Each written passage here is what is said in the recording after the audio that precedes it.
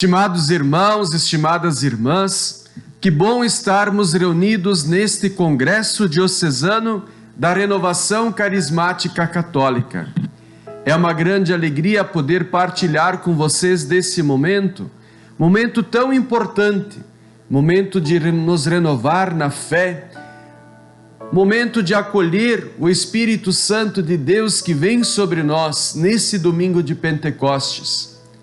Momento de nos renovar, de reiniciar, momento de dar novo sentido à nossa vida cristã.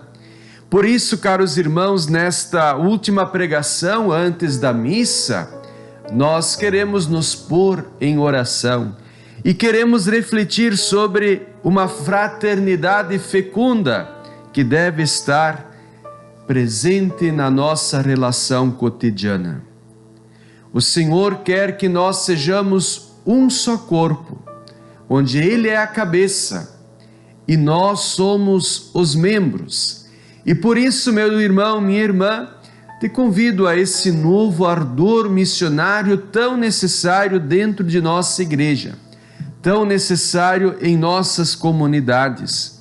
E por isto, neste dia de Pentecostes, te convido a dar uma chance à tua fé, dar uma chance à tua vida cristã, acolher os dons do Espírito e partilhá-los com os irmãos. Olhando para a fraternidade dos discípulos de Jesus, nós vemos a importância de sermos uma igreja a caminho. Tem um canto que nos diz: agora é tempo de ser igreja. Eu vou um pouco além. Agora é tempo de sermos cristãos. Agora é tempo de darmos testemunho. É tempo de recomeçar. É tempo de gerar vida. É tempo de gerar fé. E por isso, quando nós falamos em fraternidade, nós falamos deste amor que deve existir entre os seres humanos. Amor este que deve ser espelhado no amor de Jesus a Deus Pai e no amor de Deus Pai a Jesus. Por isso, caros irmãos e irmãs, nós devemos estar caracterizados como uma comunidade fraterna. Nós devemos buscar a unidade. E nós só conseguimos, de fato, viver a unidade com os irmãos, a fraternidade com os irmãos, na medida que nós estivermos unidos a Deus. Quanto mais próximos de Deus, mais intensa será a nossa unidade, maior será a nossa capacidade de partilhar, maior será a nossa capacidade também de perceber as necessidades de nossos irmãos. O próprio Jesus nos inspira a unidade. O próprio Jesus nos inspira também a fraternidade, pois Ele se dá inteiro para que nós tenhamos vida, para que nós tenhamos a salvação. Portanto, irmãos e irmãs, o gênero humano, ele só encontrará a fraternidade verdadeira na medida em que estiver unido entre si, mas não qualquer unidade, uma unidade que leva a pessoa a superar os limites que o mundo nos impõe, leva a pessoa a superar os limites como a sociedade corrompida no seu egoísmo nos oferece muitas vezes como sendo critério. Me permitam, fui buscar no dicionário o que diz a palavra fraternidade. E, para minha surpresa, até no dicionário de palavras, nós lemos que a fraternidade é um laço, um parentesco que existe entre os irmãos. A fraternidade é uma irmandade. Vejam que belo isso. É uma união, é um afeto que existe entre os irmãos. Vejam só que lindo isso, caros irmãos. Mas continua dizendo que Fraternidade é um ato de afeição, é um afeto, é uma afinidade, é uma amizade. Fraternidade, diz o dicionário, é amar. E de fato é uma forma de amar, é uma forma de atrair. Sim, é uma forma de atrair. É uma combinação de objetivos, é uma combinação de desejos. Mas vejam só, o dicionário não nos apresenta algo que é fundamental, algo que passa pelo campo do ter. Partilhar é dar um pouco de si. Partilhar é entregar aquilo que eu tenho, não apenas aquilo que eu tenho sobrando, mas aquilo que é necessário para meu irmão viver com dignidade. Olhando para a palavra de Deus, nós queremos olhar para Atos dos Apóstolos. Atos dos Apóstolos, capítulo 2, versículos de 42 até 47. A primeira comunidade cristã. Eles mostravam-se assíduos nos ensinamentos dos apóstolos, a comunhão fraterna, a fração do pão e as orações. Repito, a comunhão fraterna, a fração do pão e as orações. Aqui eu chamo a atenção para algo muito sério. A comunhão fraterna, a fração do pão e as orações. Não pode faltar nada. Pelo que o dicionário nos colocou, até fraternidade consiste em comunhão fraterna e orações, mas faltou o dividir a fração do pão. Portanto, caros irmãos e irmãs, vejam como o mundo vai nos criando ciladas e nós devemos estar atentos. Continua Atos dos Apóstolos, esse livro tão importante para entendermos como deve ser o cristianismo. Apossava-se de todos o temor, pois numerosos eram os prodígios e sinais que se realizavam no meio dos apóstolos. De fato, no Evangelho da Ascensão, nós escutamos que o Senhor nos dizia que aquilo que acompanharia, os sinais que acompanhariam os discípulos. E um dos sinais seria que eles falariam novas línguas, que eles se fariam entender, que eles se ajudariam, que eles seriam mestres em curar, em dar dignidade às pessoas. Em Atos dos Apóstolos nós vemos também que nós devemos, a exemplo dos sinais deixados e indicados por Jesus, amar sem medida. E se nós pegarmos em serpentes, nada de mal vai nos acontecer, pois quem está unido ao Senhor, o Senhor há de protegê-lo, há de salvá-lo. Portanto, caros irmãos, eles abraçavam a mesma fé, se reuniam e punham tudo em comum. Muitos vendiam suas propriedades, seus bens, e dividiam-nos entre todos. Eram assíduos ao templo, partiam o pão, tomavam o alimento com alegria e simplicidade de coração. Continua, louvavam a Deus. Hoje falta muito para a humanidade louvar a Deus. E gozavam da simpatia do povo, ou seja, eles eram bem-quistos pela sociedade, eles eram admirados pela sociedade, e diante de tudo, muitos, através do testemunho desses homens das primeiras comunidades, queriam também se tornar cristãos. O Senhor apresentava cada dia ao seu número novos que seriam salvos. Palavra do Senhor, graças a Deus. Irmãos e irmãs, a fraternidade está colocado para nós como um critério de sermos cristãos. A unidade é um valor, a unidade nos coloca no mesmo destino, a unidade e a fraternidade fazem que nós tenhamos mesmos objetivos. E esses objetivos se dão também através da pertença à mesma igreja, à mesma fé.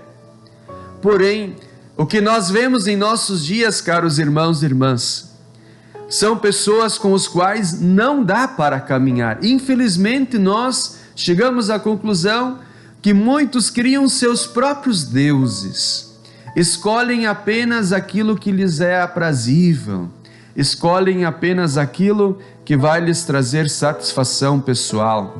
Não estão preocupados com o próximo, apenas estão preocupados consigo mesmo. E cada vez mais nós escutamos em nosso meio o termo: são pessoas que criam seu próprio Deus, constroem seu próprio bezerro de ouro, adoram um bezerro, uma imagem qualquer que não é o nosso Deus. Estimados irmãos e irmãs, a vontade do Senhor é que transbordemos de amor, transbordemos de alegria, que nós amemos o próximo, assim como Ele nos ama. Portanto, caros irmãos e irmãs, digo novamente, a partir da experiência das primeiras comunidades cristãs, nós podemos dizer que ser cristão hoje é viver na unidade e é viver na fraternidade.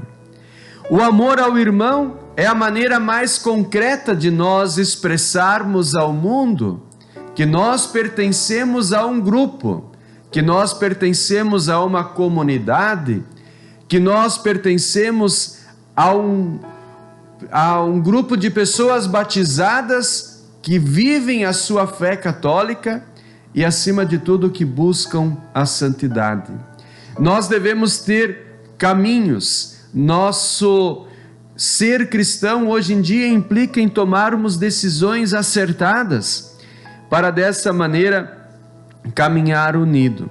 Não, como já disse, criando nossos próprios deuses, deuses que sempre estão mais a favor das nossas necessidades humanas do que, de fato, esses deuses expressam aquilo que o nosso Deus nos inspira a viver através de Jesus, através do Espírito Santo que conduz a nossa comunidade.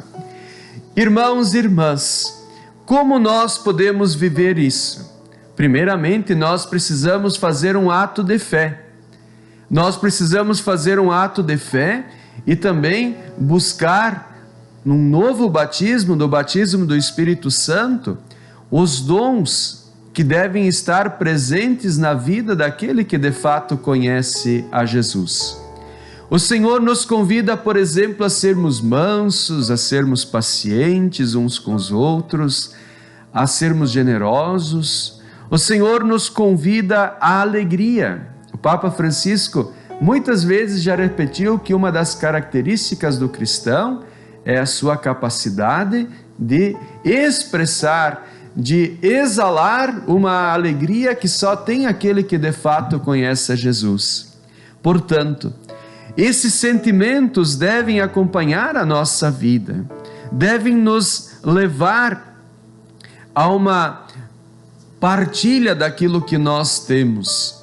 E essa partilha não é só material, ela acontece de maneira especial com o entendimento de nós, como cristãos, ajudarmos com aquilo que a pessoa precisa de nós.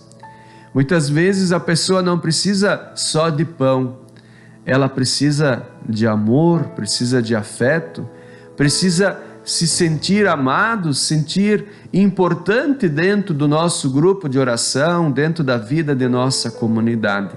E vejam, algo muito interessante que nossos irmãos de outras igrejas muitas vezes promovem.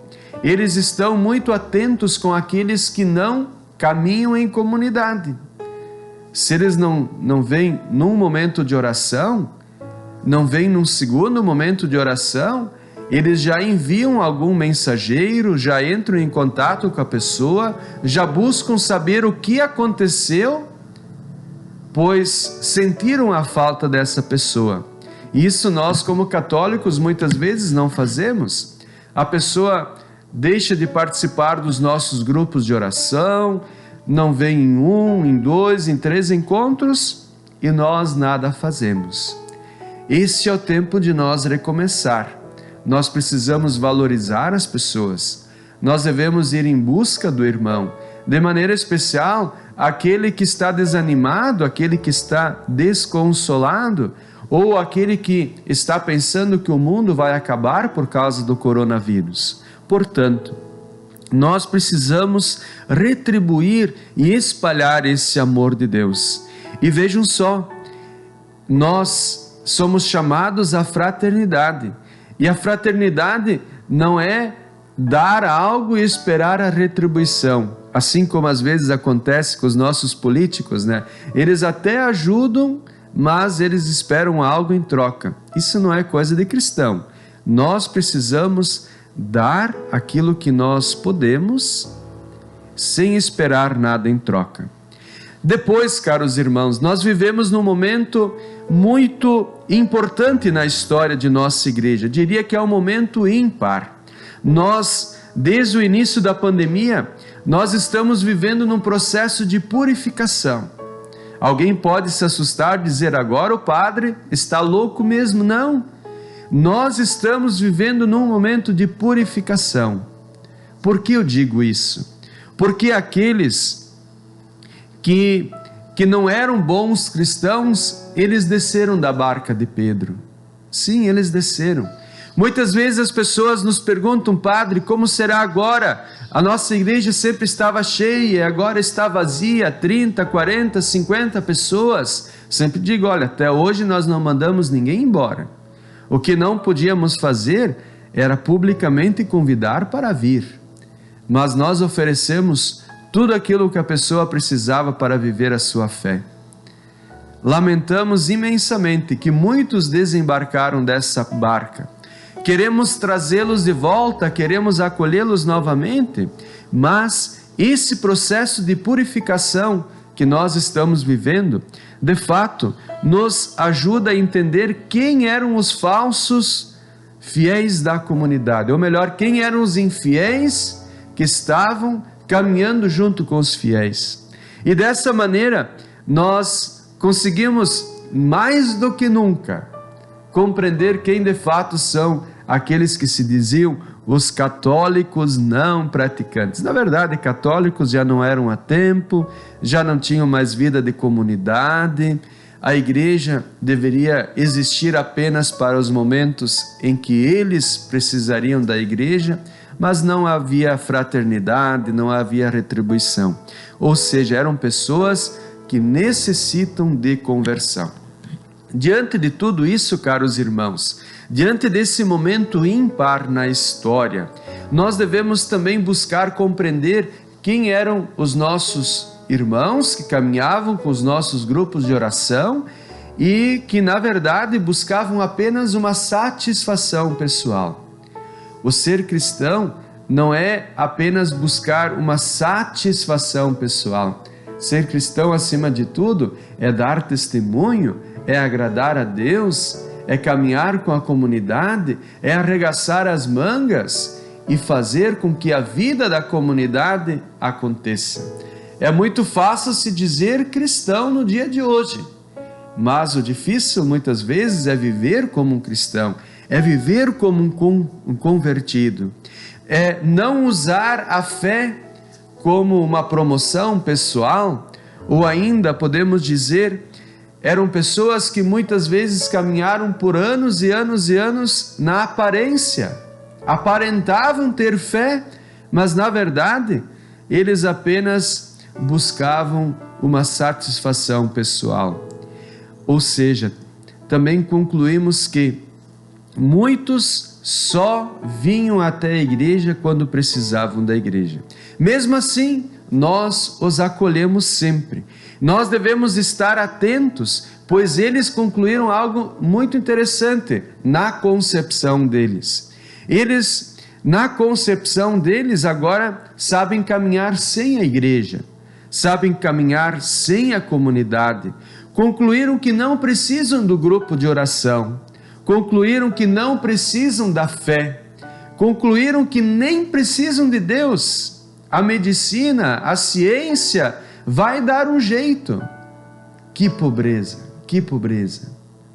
Como é triste perceber pessoas que eram do nosso grupo, que agora dão as costas para um Deus que nos ama, para um Deus que nos quer bem, para um Deus que nos propõe não uma vida aqui na terra, mas nos propõe a vida eterna que começa aqui e continua lá no céu. Portanto, ao concluírem que não precisam da fé, que não precisam de Deus, que não precisam da doutrina, que não precisam da ética católica, que não precisam dos irmãos, eles muitas vezes assumem uma posição de serem seus próprios deuses. Também, algo que é muito interessante e é muito importante para esta nossa reflexão, quando nós falamos de fraternidade, é de perceber as prisões que foram sendo criadas pelo mundo.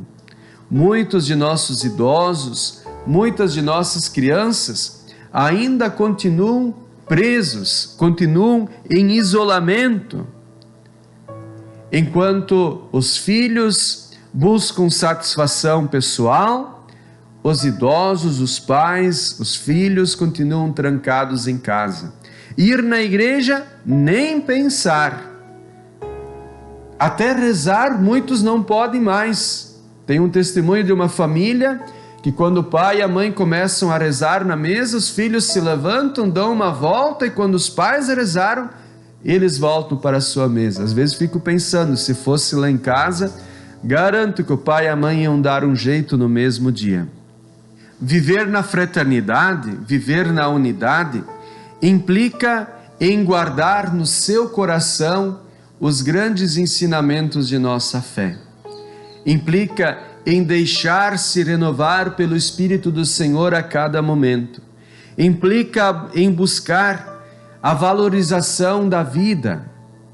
Dizia há pouco, os pais estão trancados em casa, os filhos estão no mundo, vão para o mundo, vão para o shopping, vão para os bares, vão para restaurantes, vão se divertir nas baladas, e os pais devem estar em casa. Antes a desculpa era assim, depois que estiver vacinado você pode voltar a participar da missa.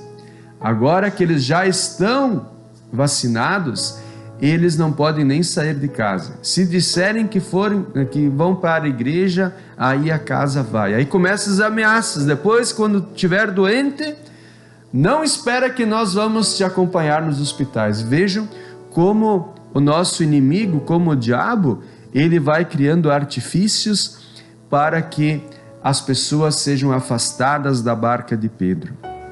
Ir à igreja, para muitos, é muito perigoso. Agora, esparecer na noite pode, correr rua pode, cervejada entre os amigos pode, ir na balada pode, tudo pode, menos viver e celebrar a sua fé. Vamos convir, é coisa do demônio mesmo. Dentro do tema da fraternidade, dentro desse nosso congresso, dentro de tudo aquilo que nós estamos tentando ressignificar, dentro de tudo que nós estamos tentando novamente renovar em nós, nós somos convidados a dar um novo sentido para a nossa oração.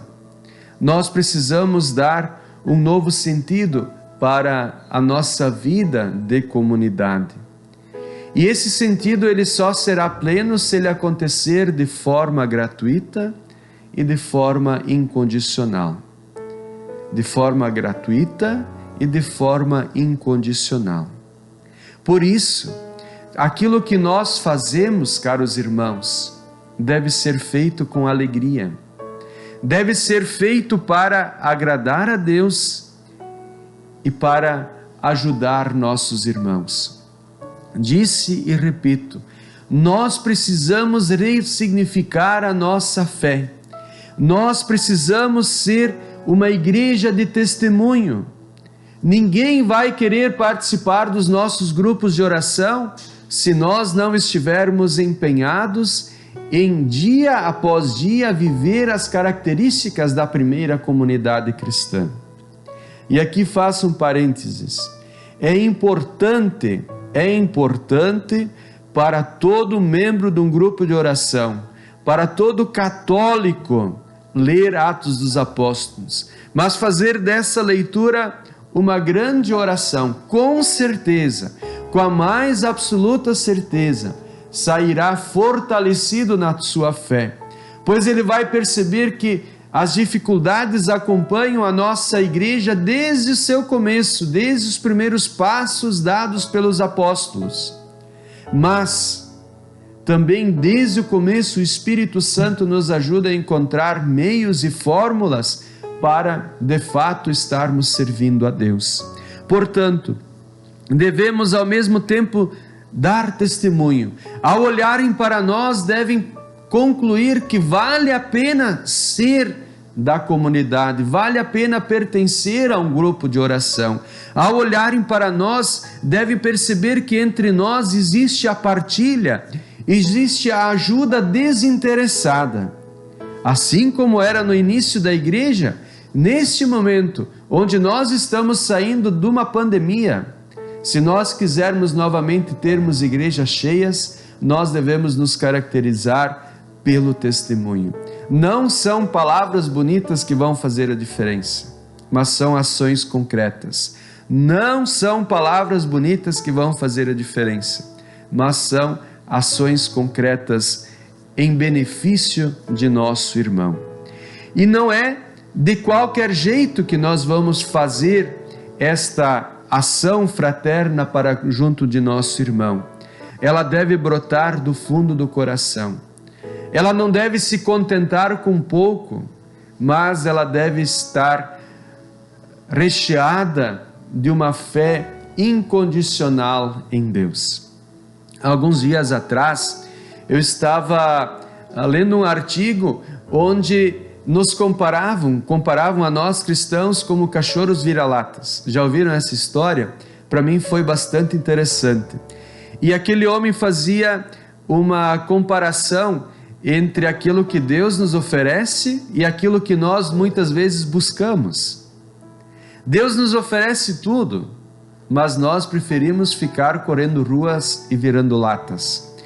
O cristão vira-lata, ele se contenta com o lixo, com o pouco. O cristão vira-lata, ele se contenta com os restos do que os outros jogam fora. Olhando para o cristão vira-lata e para o cachorro vira-lata, nós vamos percebendo que Deus nos oferece a melhor casa, nos oferece a melhor ração, nos oferece carinho, nos oferece conforto, mas nós muitas vezes preferimos correndo rua. Por isso, neste momento, nesse congresso, nesse dia de Pentecostes, nós somos convidados a buscar as coisas do alto, a alegria plena, a vida eterna. Nós não precisamos tanto correr atrás daquilo que o mundo nos impõe como sendo critério. O nosso critério deve ser Jesus. E as fórmulas estão na palavra. Nós não precisamos novamente ficar inventando novas coisas, basta sermos fiel à palavra, basta acolhermos aquilo que o ministério da igreja, o magistério da igreja nos propõe, que então nós com certeza andaremos nos caminhos do Senhor. Uma outra questão muito importante dentro dessa reflexão do cachorro vira-lata é que nós somos uma igreja que tem um magistério que ajuda a interpretar os sinais dos tempos para que, de fato, a gente não se desvie do caminho. E nós somos uma igreja de santos. Vocês já perceberam que os nossos últimos papas, Paulo VI, João 23, João Paulo II, talvez daqui a um tempo Bento XVI, o próprio Papa Francisco, são verdadeiros santos. A nível de CNBB, quantos santos bispos nós temos? Talvez muitos jamais serão canonizados pela Igreja, mas são homens que foram capazes de buscar a unidade, a fraternidade, são homens que através de sua vida deram tudo de si e não esperaram nada em troca do mundo atual, não esperaram nada em troca de uma sociedade que muitas vezes é ingrata, mas eles sabiam que a verdadeira recompensa não estava no plano da terra, mas sim junto de Deus. Portanto, eles eram homens que verdadeiramente sabiam amar. Olhando para a pessoa de João Paulo II, então, caros irmãos, eu não sei vocês, mas eu fico muito sensibilizado, ao mesmo tempo fico muito feliz, e só de olhar para a imagem dele eu me renovo dentro do ministério. Vale a pena ser um homem de Deus. A partir do seu exemplo, do seu testemunho, vale a pena sermos homens e mulheres de Deus. Na continuação da minha reflexão, nós vemos uma frase que muito nos inspira. Vede como eles se amam. Vede como eles se amam. Nós encontramos estas palavras expressas talvez não de maneira tão literal, mas que aparecem com muita clareza em vários momentos da Bíblia. Lá em João 15, em João capítulo 2, também em Mateus 22, depois em Atos dos Apóstolos e em tantos lugares mais. Vede como eles se amam. Hoje, olhando para nós como comunidade, como grupo de oração, como igreja, será que as pessoas conseguem concluir que nós nos amamos? Será que eles conseguem concluir que nós partilhamos aquilo que nós temos? Será que eles conseguem perceber em nós uma vida de oração? Será que eles conseguem perceber que nós de fato somos um só corpo? Irmão e irmã, isso é muito importante, pois se os pagãos, os novos pagãos de nossos dias olharem para nós, será que eles vão nos reconhecer como católicos? Ou será que para se sentirem bem e para receberem um testemunho, eles precisam ir buscar nessas outras igrejas que aparecem todos os dias? Vemos, portanto, caros irmãos, que nós seremos reconhecidos como verdadeiros discípulos do Senhor quando nos amarmos uns aos outros. João capítulo 13. Nisto conhecerão todos que sois meus discípulos, se vos amardes uns aos outros. E as consequências do amor nós temos refletido durante todo esse nosso momento de oração. A inversão de valores, muitas vezes que o mundo nos propõe, eles nos mostram que existe hoje em dia uma corrente muito forte, existe toda uma investida do nosso inimigo comum, do diabo, através de muitas pessoas, de maneira especial, através de muitos políticos, que querem destruir o nosso Brasil. E para destruir o nosso Brasil, uma pátria, imagina nosso país, o primeiro ato oficial de nosso país foi uma missa. Então, para destruir o nosso país, eles cada vez mais estão tentando destruir as famílias. Por que eles querem destruir as famílias? Porque eles concluíram que eles só conseguirão destruir os valores que movem e que são fundamento de nossa pátria quando eles destruírem a família e a religião. Por que eles têm que destruir a família e a religião? Porque ali resistem os verdadeiros valores, ali resiste a ética, ali resiste uma moral, ali resiste uma história, ali resiste uma igreja.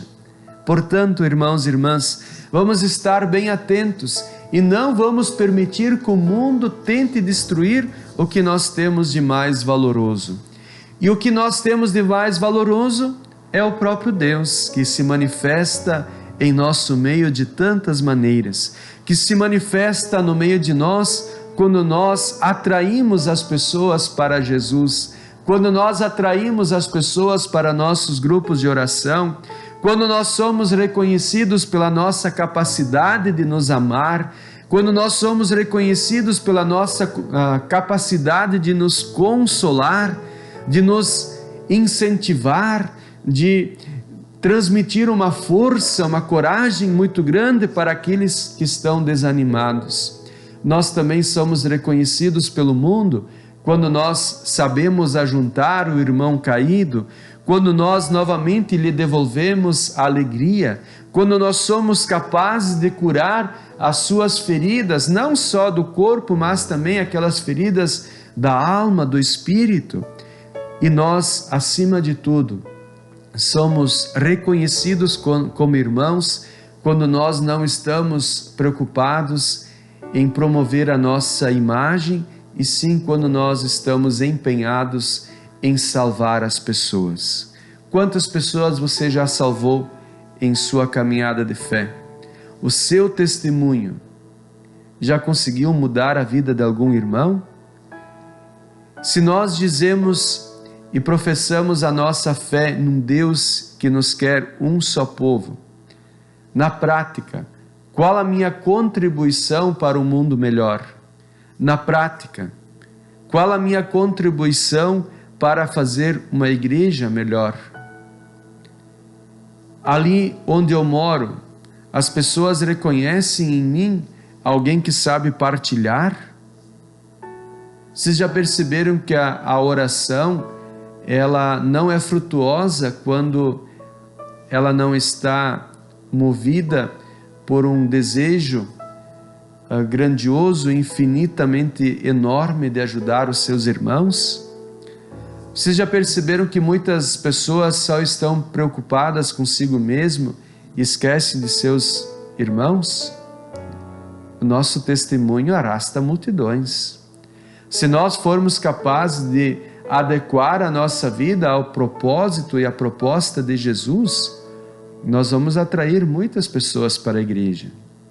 Se nós formos capazes de incentivar as pessoas e de conduzir as pessoas à verdadeira fé, nós estaremos vivendo de fato o nosso batismo. Um batismo que supera as normas e as práticas do mundo e nos faz cristãos de verdade. Que nós sejamos reconhecidos também como pessoas que libertam seus irmãos das novas prisões. Lá no início das comunidades, quando os apóstolos eram presos, maltratados, chicoteados, a comunidade se unia em oração. E aqui, caro irmão, quase concluindo já, quero refletir contigo da necessidade de estarmos em oração. Mais do que nunca, nós devemos ser reconhecidos como pessoas de oração. O mundo precisa de nós. Nós precisamos rezar pelo mundo. Quando os apóstolos estavam presos, todos rezavam pelos apóstolos e Deus sempre vinha em socorro. Deus sempre vinha em auxílio. Eles rezavam sem cessar. Creio que nós deveríamos ter uma plaquinha do lado da nossa cama ou no espelho, onde a gente se olha a primeira vez de manhã e com esta frase: rezar sem cessar. Nós precisamos, em nosso dia, rezar sem cessar. Nós devemos transformar a nossa vida numa vida de oração, fazer com que todas as nossas atividades sejam de fato agradáveis a Deus e venham em benefício e em socorro do nosso irmão que mais precisa. Nós precisamos novamente sermos testemunhas e homens e mulheres de oração para libertar as pessoas das prisões. Sim, naquele tempo das primeiras comunidades, os apóstolos eram presos em prisões, eram cuidados a 7 chaves, com vários agrupamentos de soldados. Hoje nós temos muitos idosos trancados em casa. Eles são monitorados, eles são vigiados pelos filhos, pelos parentes. Eles precisam ser libertados. Nós, como igreja, precisamos ir em socorro desses. O Senhor, alguns dias atrás, me disse: padre, em 84 anos de idade, desde que eu me lembro, participei das missas da Páscoa. E esse ano meus filhos não me deixaram ir, já no ano passado não pude vir, esse ano não pode vir, eu estou desesperado. Ou seja, são pessoas que estão aprisionadas para que não possam viver a sua fé.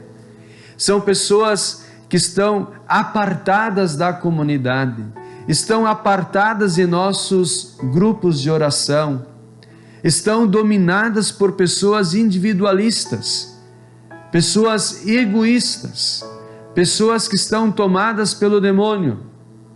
Nós precisamos libertar e dar novamente um novo rosto ao mundo.